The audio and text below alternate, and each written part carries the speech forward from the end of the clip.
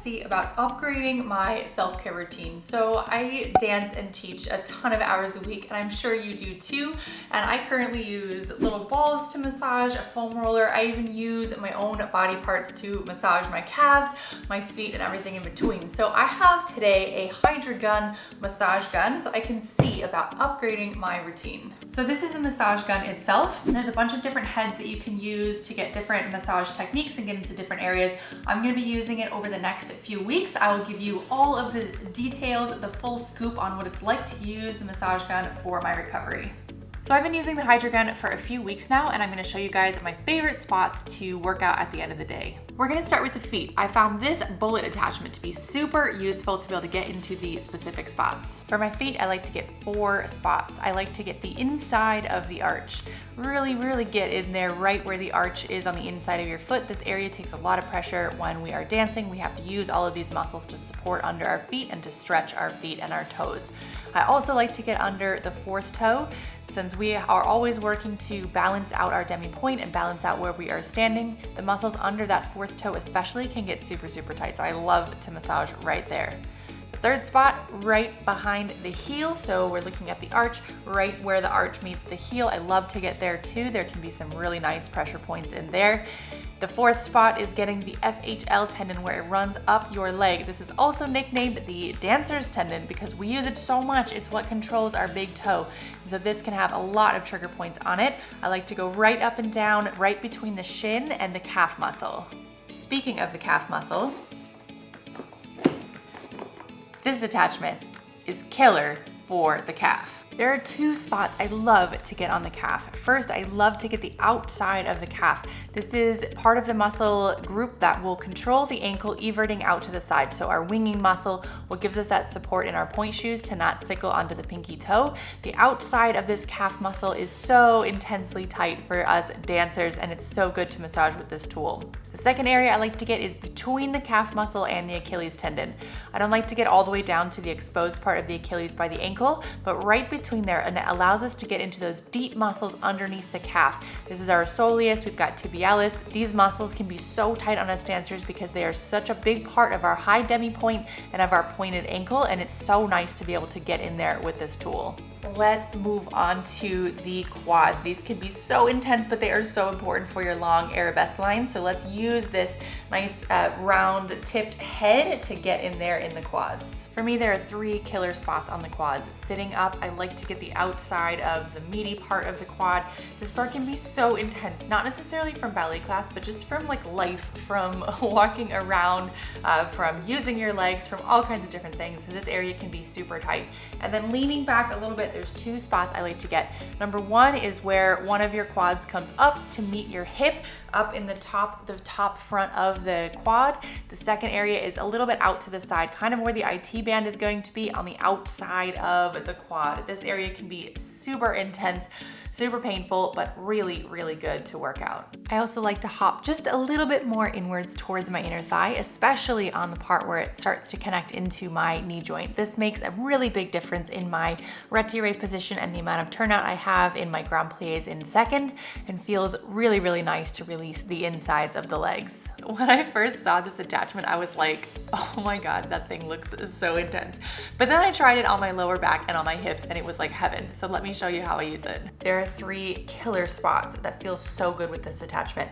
Number 1 is the top of your pelvis. So where that sacral joint is, feels so good with this attachment. Also, if you get just right below it, right into kind of where your femur head sits inside of your glute, you can really get deep in there with this attachment and really work everything that goes right around that femur head deep into the glutes. You can also go up the lower back into those QLs. Feels amazing, especially after some hard work on arabesque penché attitude, because those muscles can get so tight. They can also get really tight in your life in general. They can also be a big cause of why we have too much tilt in our pelvis. So working those out is super helpful. The lower back, the outside of the hips, the top of the pelvis, these areas we use so much in ballet, and it is extremely helpful to be able to release them.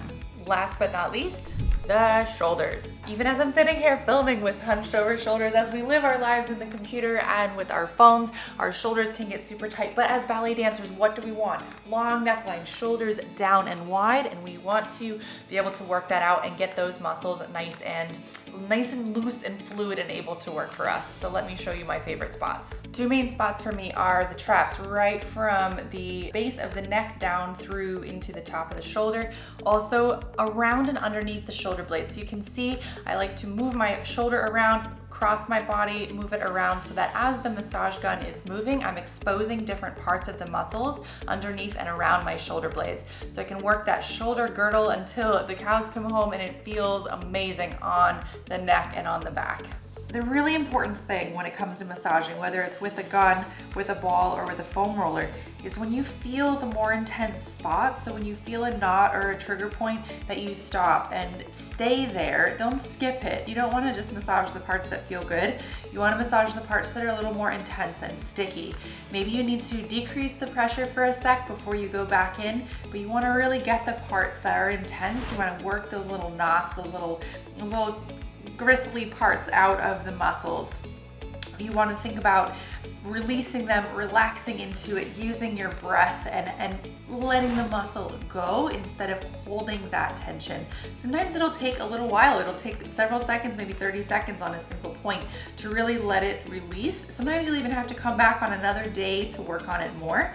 But as you continue doing this, you'll find the same trigger points and spots won't come back if you're consistent with the massaging. All in all, after using this for a few weeks, I really haven't felt the urge to reach for my foam roller or my massage ball. There are some areas that I do feel are a little easier to get with those things, but just with the convenience of having this by the TV on the couch when I'm relaxing at night, really has me feeling very well oiled, to be honest, because the consistency of your massage work is gonna have the biggest impact on your flexibility, on how you feel in your body.